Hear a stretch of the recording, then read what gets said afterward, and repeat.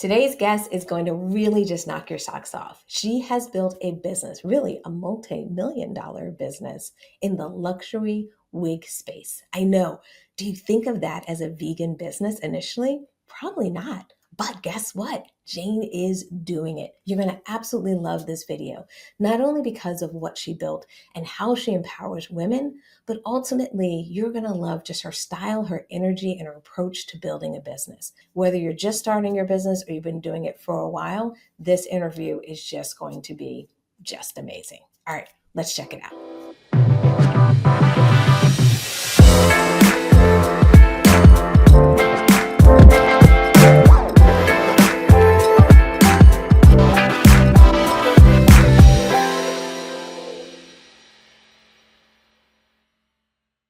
Hello, everyone, and welcome to our next interview. I get excited about doing these interviews because it's a great opportunity for me to not only get to know people, but also understand all the different types of businesses that are out there. One thing that's always kind of close to my heart are businesses and brands that empower women, businesses and brands that empower women from two different perspectives to create a business, and then also a business that supports women.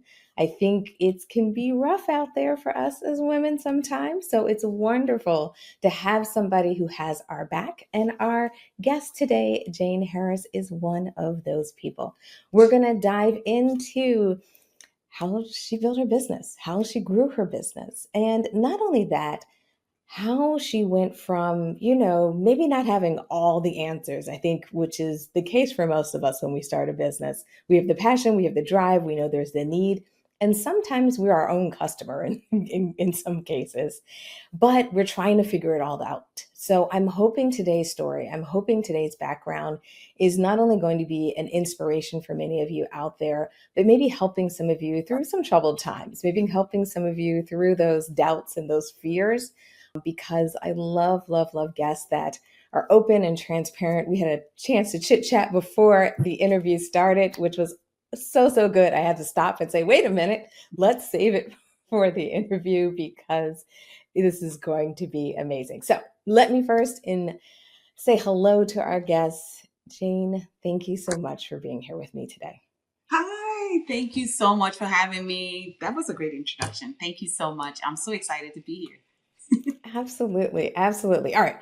So before I go into all my questions, let's give everyone a little bit of background. Let's talk about the business, Virgin Hair Fantasy, and let's talk about what it is. Let's give everyone a little bit of background on what it is, and then we'll jump into why you created this business and this brand. Well, the Virgin Hair Fantasy is sort of like my love letter to my younger self. So it is a glueless company that helps busy women, busy moms look and feel their best by wearing the most luxurious glueless wigs. Yeah, that's pretty much what we do. I love that because, I don't think people realize how much work it takes sometimes to look as good as we look sometimes on screen. And with the more and more demands in our lives, the more and more things that we have to do, having a brand that really thinks about how to make it a little bit easier, lighten our load.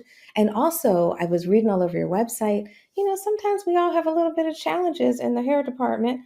And being able to have a solution that can help us with our confidence, can help us feel good, and then also help us juggle and take care of all the tons of people we take care of in our lives, I think is amazing. So, all right, I'm talking too much. Let me hand the mic over to you. Let's talk about the background. Why did you want to start a business? Why not just, do it on the side, hook up a couple of friends? Like, why turn this into an actual business? I'm so glad you said that because it started off as a side business. Actually, I was working as a shoe store manager. I was in retail, worked my way up to management. I was on Madison Avenue, finally at the salary that I actually was really comfortable with. And I started experiencing hair loss, but I didn't even know it was hair loss. I just felt like my hair wasn't growing. And the only reason I started noticing it more is because my job had promoted me to New York from Atlanta.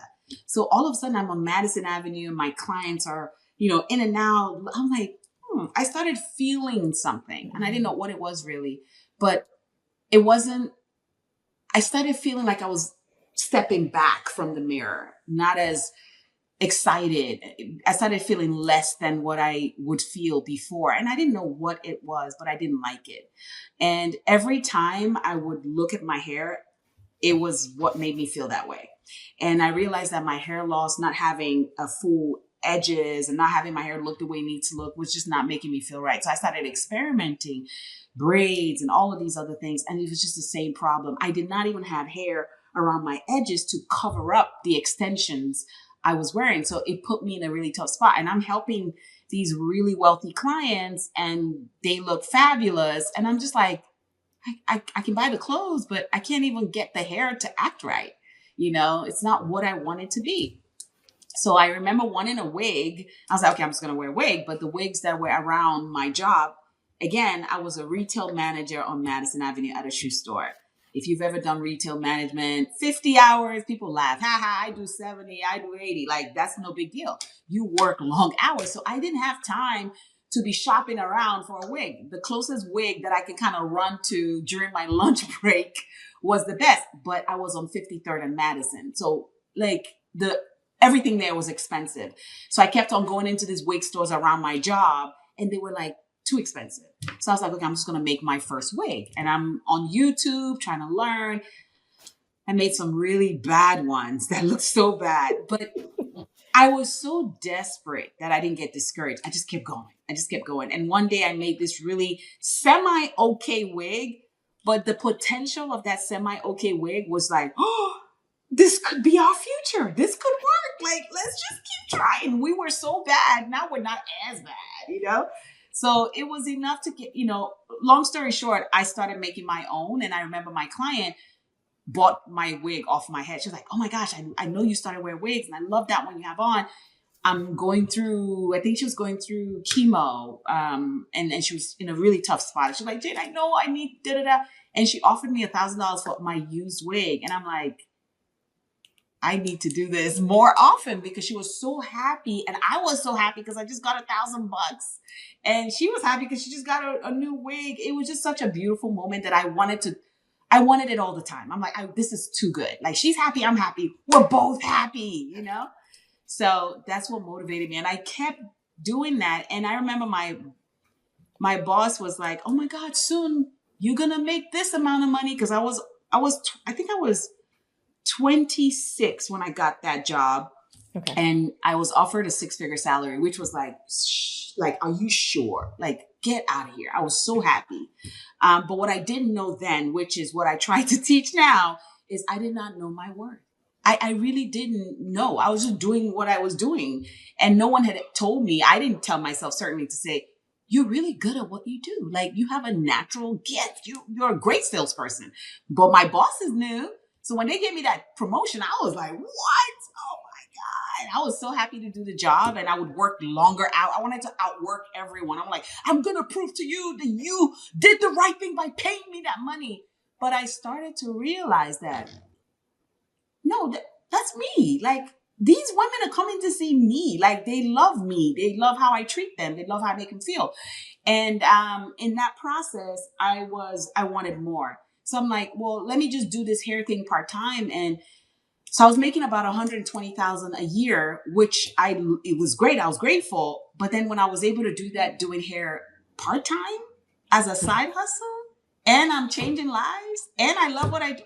Oh no, it was a wrap. I'm like, let me just plan this out and be out of here.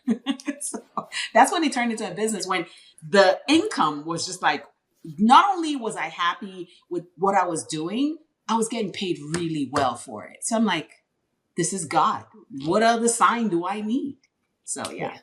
I love it because I think sometimes we all look for those signs. We all kind of like hope it happens. But I love the way it happened for you because it was kind of piece by piece. It's almost like brick by brick, where it's like, wait, like you said, I mean, that's just, I think, the most quotable moment when you were like, someone bought the wig off my head. I was like, whoa, when I heard that. That is an amazing experience. And also, I think, that camaraderie that you have with the people that you're helping and that connection, there's just nothing like it. I think that's why most people want to start a business.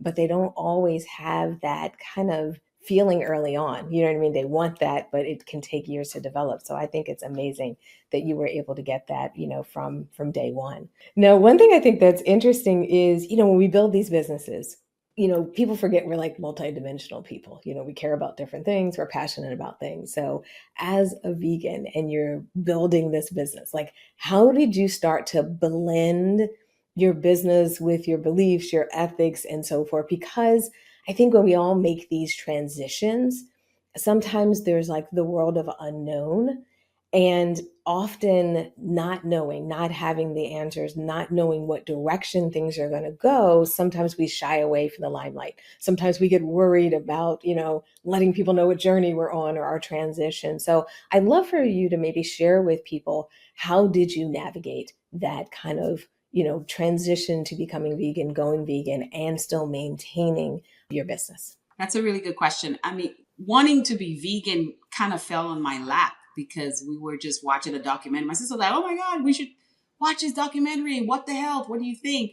And we watched it. My husband and I and my three kids watched it as a family, and we were just hooked. We were like, "Okay, how can we make this work for our family?" Because clearly we can't go back after watching that. So it was a lot of research, a lot of intention, a lot of failures, and uncertainty, on the journey that we wanted to take. And we're doing it in front of our three kids. It's like there's that level of, okay, we're leaders, we're trying to, steer in the right way and all that good stuff. And as as a founder, I think we fall into, you're gonna get to that crossroad of how much do you really want to share, right? Are you oversharing? Are you not sharing enough? And then you're thinking about what does sell, right? There's that happy medium from, are you oversharing? Are you not sharing enough, in terms of, are you going to stay open? Like, you need to create content that's engaging, right? Yes. So I feel like for me, it's always been a struggle, but the happy place that I found is what felt comfortable for me. Like, if I'm someone who doesn't share, I don't want to share. I want to find other ways that I can connect with you, right? But if I'm one that doesn't mind sharing, it doesn't bother me that I look ridiculous or whatever, like, I'm okay with that. If it comes back to bite me, I'm okay. Then share. I think standing on what you are comfortable with is what really helped me, because I'm like, I share a lot about me, but I don't like to share anything about my kids. I just love to keep that part. They know I have three kids. They don't, I don't want to talk about them all the time. They hear their voices in the background, but I don't want to put their faces online as much as mine is. But for me, I am ridiculous. I'm funny. I'm silly. I have makeup on, no makeup. My hair is crazy. Like, I don't mind. It actually, it makes me happy. I find it very funny, so it's okay for me. So I'm okay there. I've even had people that I hired to help me with branding say, "You know what, Jane, I feel like you sometimes maybe you share too much," and I'm like, you think that? So yeah, I feel like that could hinder your sales. And then I've gotten really deep messages from my clients that say, "Jane, the only reason I bought was because I knew your story. Like, Yeah. I connected with you." Yeah. So they are right and they're wrong. I'm right and I'm wrong. So it's a matter of where you feel comfortable, because you can take either route, fail at either route, or win at either route. Like, there's no telling. But what's winning is where you feel comfortable. I'd Yeah. rather feeling comfortable than win being uncomfortable. So I'd rather just stay on the path of what feels right to me. So for me, it was just sharing enough. Okay, you don't know where I live, you don't know what car I drive, but at the same time, I'm on this journey and all of that. So when I decided to be a vegan, I just couldn't hide it. I didn't want to hide it. I because I'm at the grocery store all the time now because I can't figure out what to eat. I'm trying to figure it out. So you need to see the struggle. And so I'm recording. I'm like, guys, I know, another day at the grocery store. So they went with me on this journey. And I remember I went to Dubai while I was trying to be vegan. And I was like, I have to try some of the meat here. There's no way. I came all the way here. I have to try it. And this was the early time. And I was like, oh my God, this is so bad. Like, I'm so embarrassed. I don't want to fail. And then I remember, I'm like, who are you failing? Who are we talking about here? This is about you. It has nothing to do with anyone else. And I remember my husband was like, you can share or not. I said, no, I think I feel like sharing because I feel like that could affect someone is there. I'm like, I don't want you to feel like you're a failure because you tried. Because I did. I did in Dubai. Oh, yes, I did. But that doesn't mean I don't try tomorrow to be vegan. I had a moment. And it Yeah. was those kind of conversations that just opened them up, made them even closer to me. Like we just became even more in love. Like I'm like, me too. I tried this and I didn't want to. I'm like, me too. Don't feel bad. We're the same, you know. So it connected me more to my people. People that they make mistakes, they pick up, they go, you know. So I think a lot of people don't share because they're like, what if I fail? What if I don't? You know, it's not what if. For me, I got rid of that. Yeah. And because of that, I just can be, you know. So if I want to show what I'm eating or not, or if I'm on the journey or not, it doesn't either way. It's not really a thought. It's just I'm just being. So yeah. And I love that because I think for a lot of people, they're so afraid to be themselves. Like we all say, oh, authenticity matters. But the reality is, most people want to show a version of themselves. You know, it's kind of like the dating version or the interview version. You know, if you were interviewing for a job, you know, it's these versions of us that kind of look good on the poster. It looks good if you wrote it down on a sheet of paper, but it's not the, you know, true. I hate to say it, but I'll own this piece of it. You don't have to, but that kind of messy side to a lot of us where we're trying to figure things out, where we stumble, where we feel sad, and we feel sad for no reason. We feel happy out of the blue. You know, it's just all of those kind of roller coaster rides that we go on. And I agree that being able to be that in your brand is really hard for a lot of people. It's almost like it's too much exposure. Even though they're sharing, Yeah. it's like I'm online, but that's too much. And it's kind of ironic how they almost want to pull back and say, okay, that I don't want people to really see me as a whole person. Yeah. I agree. So, with all of this, with this journey, with starting this business, what do you see as your next kind of what's next? Are you trying to take your business to a whole new level, whole new market? Are you trying to integrate or expand? I looked online and I saw that you'd have some training and courses and you're teaching people. So I'm just curious how have you expanded and also maybe what's next? So it's been 15 years, 15 amazing years of doing what I've been doing with making wigs. And I think 3 years ago, I decided to teach for the first time. I'm like, oh, I'm just going to teach a few students. And it was fun. You know, it wasn't no pressure. And then I lost my mom last year and I was like, no, I want to teach all the time. And I kind of went into it just to get my mind off of things. And I ended up teaching over 300 students the Oh, second year. I'm wow. like, where did you, like, it was I went from 3 students to 300 the very next, because I was just like all in. I'm like, I need to put this pain somewhere. And while I was healing through that, it really opened my eyes to, I'm like, I could do so much. I can help so much. I already know this stuff. This is easy. And it felt really good. And I want to do more of it. It requires a lot of time. So my goal going forward is to automate Virgin as much as I can. So it will free me up more time to teach. I'm a homeschool mom of 3 babies now. We started homeschooling 4 years ago. So, and then my daughter's 14, wanting to start her business. So there's a lot of, I need to be home more now to handle some things. So my business is going to be more automated, which is fun because it gives me more free time. And then I'm looking forward to teaching more. So for sure. Perfect. Now, people may be watching this, listening to this. If they want to get in touch with you, if they want to reach out, if they're in the market for a wig or they just have a need, like they're like, hey, I've been struggling, I need some help. How should they reach out to you? How should they get in touch with you? Website, social media? What's the best way? The best way is social media or email. The Virgin Hair Fantasy is that's our name on all social. We're always on there. It'll be nice to hear from you. Now, one thing I'm taking away from this interview is your level of confidence. I'm loving it. So I'm curious, were you always like that? Was that always your personality? Or did you kind of morph into that? The reason I ask is I know when I started my business, I was at a different personality, I would say. And now 15 years later, there's all types of things I can do that, you know, just don't phase me anymore. But when I Yes. started, you know, I wasn't as so much outside of my shell. Now, I don't know, maybe you are always kind of outgoing, confident, and a person that's willing to try, or has that developed over the years? Has that developed over time? Yeah, it definitely. I was the opposite. This is the girl I looked up to when I was younger. I would walk in a room looking down. Like I just did not want to make any eye contact. I was very shy. I think for me, I was this way until I was like 39. I'm 47 now. We're talking literally just like 7 years in of just really finding myself. And it just took me not caring so much about everyone else. I realized that I care too much about everyone's opinion of how I should be, how I should walk, how I should dress, how I should talk, and da da da. And you realize that you're living for everyone else. Like you're not even, I didn't even know who I was until I was like, wait, I'm about to be 40.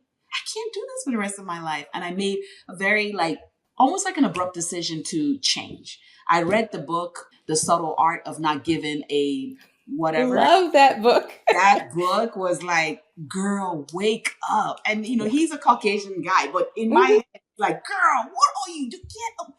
Like, he was talking to me the entire book. I'm like, oh my God, I need to change my ways. And I immediately changed, went through my phone, blocked people, delete people. Were like, she is on drugs. There's no way she's the same person. She's not normal. She is people. My Ah, parents were so worried. They're like, Jim, what is going on? You are changing. And I was like, yes, it's working, you know? So it was brutal for the first couple of years of transitioning, I would yeah. say. I lost friends, family members, all of the above, but I gained me. Oh my goodness, I gained me. My business changed. My business evolved. Everything changed. I became someone else. Yeah. And I love this version of myself. So, yes. I could definitely relate to that, and I absolutely love that book, and Such a good I book. had the same feeling. I was like, I didn't really, like, grow up the way he grew up, and I didn't have his lifestyle, but for some reason, I could just connect to it because I Me was like, "I too. get it. I'm doing too much out here. Like, I need Yes. to quit it." So, yeah, I love that. So maybe while we're on that, we're talking about your story, how much you've changed, transitioned, and so forth. Do you have any advice for anyone who's listening to this podcast, watching this video, and kind of feels stuck right now, feels like they aren't that version of themselves that they want to be? They're not kind of finding their way and they're just worried about maybe even kind of a throwback to the book of what everyone else is thinking. Do you have any advice that you would like to give to them to help them maybe through or get them to move forward or give them maybe kick in the butt that they might need? Yeah, I mean, the truth is, you're where you are for a reason, right? And I wish I didn't just wish I was better.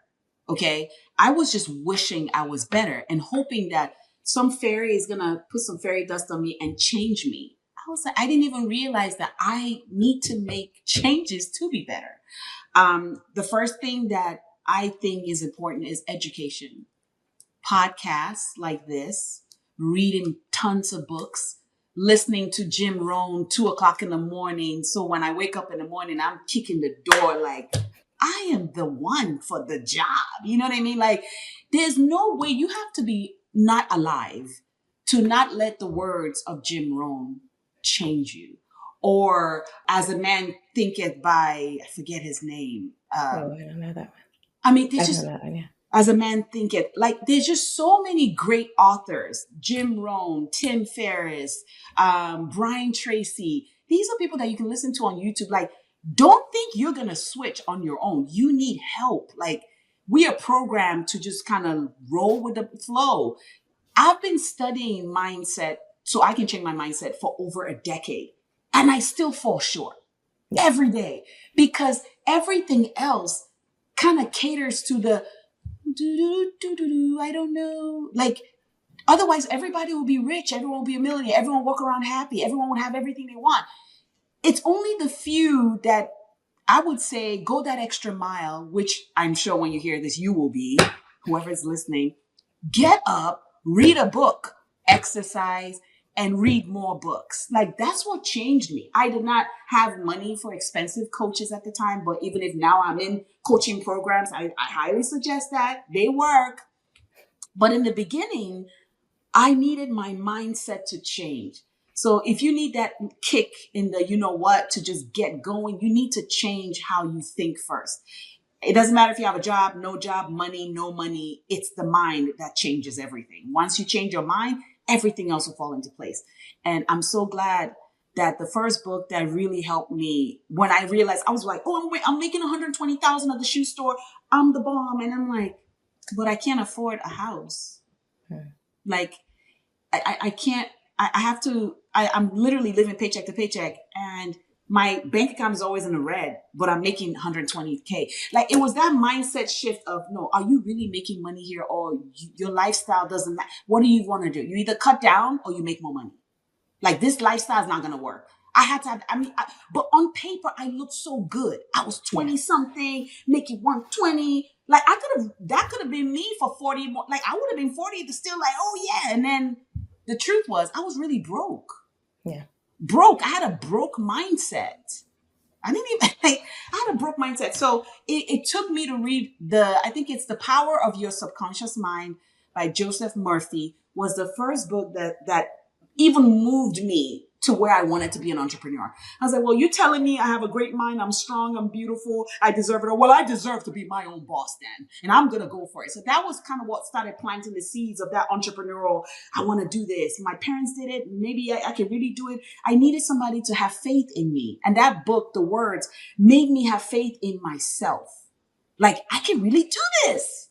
So I think a mindset shift is the first thing you need to do. You don't even need to do anything else. Just change your mind. And that takes work by putting in the seeds. Like, it's like a farm. Like, if like you're trying to have a farm of tomatoes, you're going to have to plant the seeds.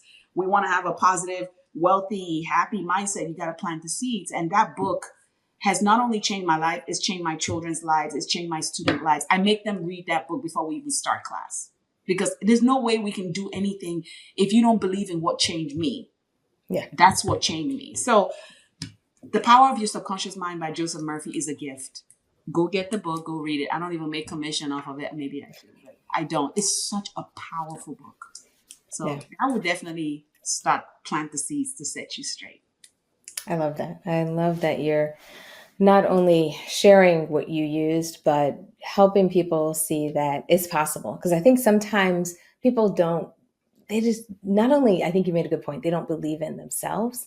They sometimes don't believe that that future isn't for them. Like, it sounds good for someone else. It could work for this person, or I see how that person might have done it, but they can't see themselves stepping into those shoes.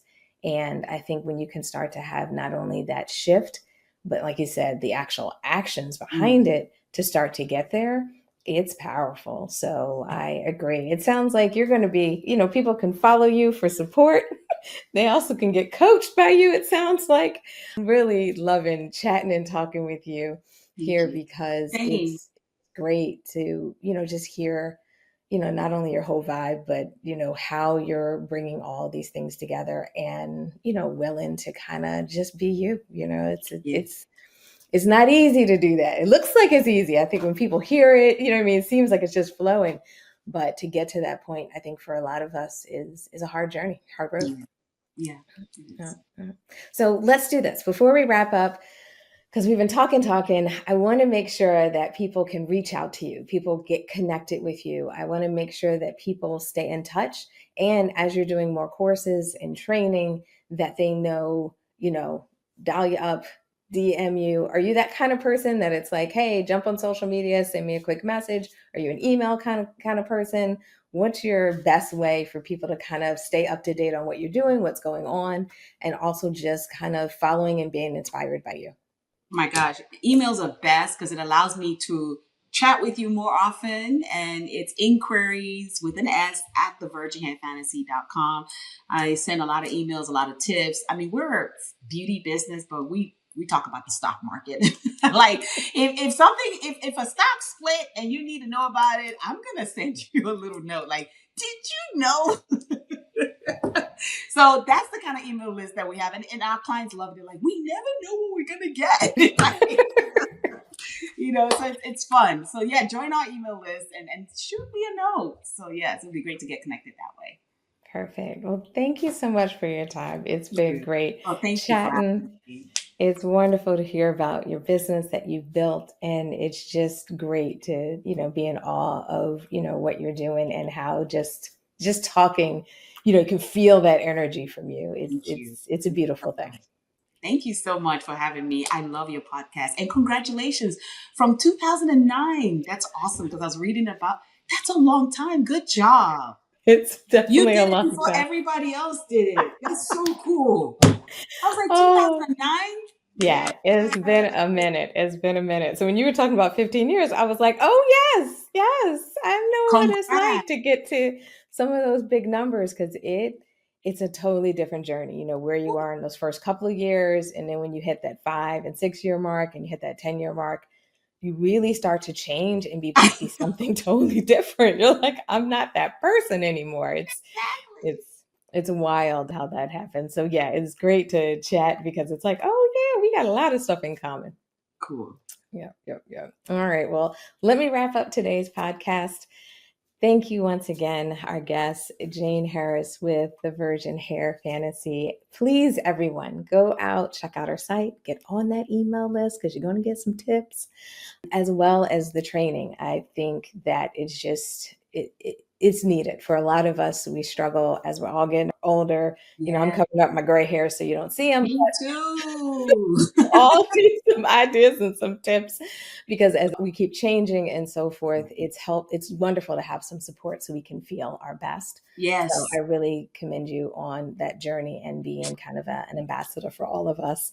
Absolutely. And for anyone who's watched this podcast, anyone who's listened to it, always stay tuned. Make sure you check out our guests. Make sure you connect with them. We do this podcast so that you get introduced to people who are really pioneers, people who are jumping out, doing things a little bit different, and also bringing different services to us. I think a lot of times when we think about the vegan entrepreneur, there's a box that we put people in. Yes. And I think today we've definitely shredded that box to help people really understand that all of us can be entrepreneurs. We need entrepreneurs in so many different places. And there's so many different needs that our Mhm. community needs as vegans, as well as a vegan, we can bring this really worldwide to everyone. Everyone can benefit from these businesses that we build. So I hope everyone enjoyed today's interview, and we will see you in the next one. Take care. Take care. Thank you.